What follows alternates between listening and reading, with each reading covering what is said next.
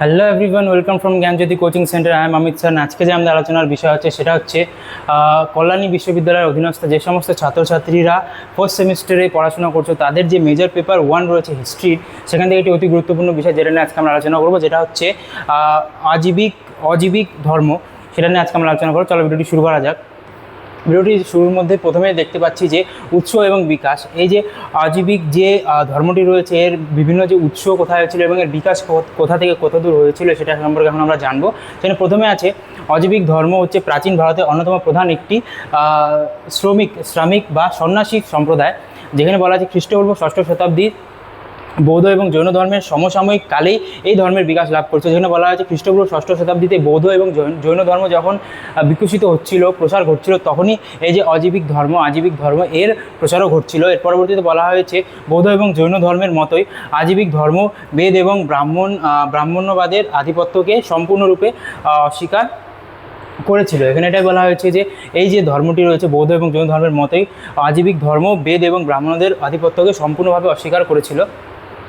পরবর্তীতে আছে প্রবর্তক বা মক্কলি গোসাল। এখানে বলতে সত্যন্ত দর্শনের সূচনা হয়েছিল। প্রবর্তক কে ছিলেন এই ধর্মের প্রধান প্রবর্তক ছিলেন মক্কলি গোসাল। তিনি প্রথম জীবনে জৈন তীর্থঙ্কর মহাবীরের সঙ্গী ছিলেন। পরবর্তীতে নীতিগত এবং মতবিরোধের কারণে তিনি মহাবীরের সঙ্গ ত্যাগ করেন এবং আজীবিক যে নামক একটি সম্পূর্ণ নতুন স্বতন্ত্র যে ধর্মীয় দর্শনের প্রচার শুরু করেন। যেখানে মক্কলি গোসাল ছিলেন এই যে আজীবিক যে ধর্ম রয়েছে বা সম্প্রদায় রয়েছে এর প্রবর্তক, যিনি প্রথম জীবনে জৈন তীর্থঙ্কর মহাবীরের সঙ্গী ছিলেন। পরবর্তীতে বিভিন্ন মতবিরোধের কারণে তিনি তার যে সঙ্গ ছেড়ে দেন এবং নিজের একটি নির্দিষ্ট বা নিজস্ব একটি যে সম্প্রদায় বা দর্শন প্রচার করেন। পরবর্তীতে আমরা দেখব হচ্ছে এই যে মূল ভীতি কী ছিল এই ধর্মের বা এই সম্প্রদায়ের মূল ভীতি কী ছিল, যেটা ছিল নিয়তিবাদ। জগতের সব কিছুই পূর্ব নির্ধারিত বা নিয়তি দ্বারা কঠোরভাবে চালিত। এখানে মানুষের স্বাধীন ইচ্ছা বা নিজস্ব কর্মের কোনো ভূমিকা নেই। এখানে এটাই বলা হয়েছে জগতে যে সমস্ত কিছু আগে থেকে নির্ধারিত রয়েছে বা নিয়তির উপর রয়েছে, কোনো মানুষ তার নিয়তি পরিবর্তন করতে পারে না। সমস্ত কিছু নিয়তিতে যেটা লেখা আছে সেটার মাধ্যমেই হবে, এটা এখানে আলোচনা করা হয়েছে। যেখানে হচ্ছে আজীবিক দর্শনের মূল ভীতি ছিল এই যে নিয়তিবাদ বা পূর্ব নির্ধারিত যে নীতি, সেটা ছিল এই ধর্মের মূল ভীতি। এর পরবর্তীতে আমরা দেখব হচ্ছে দর্শনের মূল বৈশিষ্ট্য।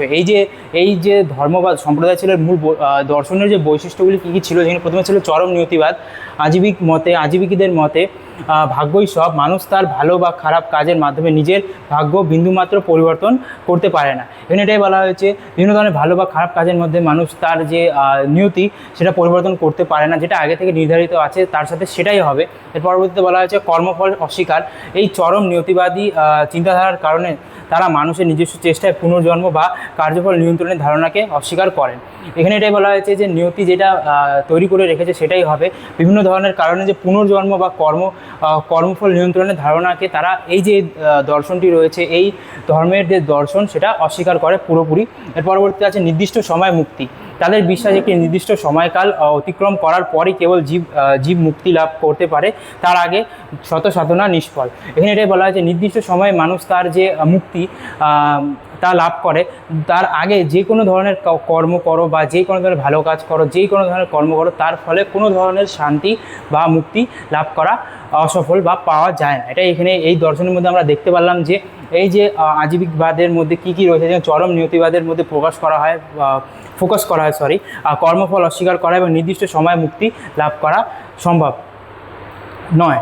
এর পরবর্তীতে আছে রাজকীয় পৃষ্ঠপোষকতা। এই যে ধর্ম ছিল বা সম্প্রদায় ছিল, একে যে বিভিন্ন রাজ পরিবারেরা পৃষ্ঠপোষক করতো, কীভাবে বিস্তার ঘটেছিল এটা সম্পর্কে এখন আমরা জানবো। যেখানে বলা হয়েছে প্রাচীন ভারতের ইতিহাসে বিশেষ করে মৌর্য যুগে আজীবিক ধর্ম ব্যাপক জনপ্রিয়তা লাভ করে এবং রাজকীয় পৃষ্ঠপোষকতা লাভ করে।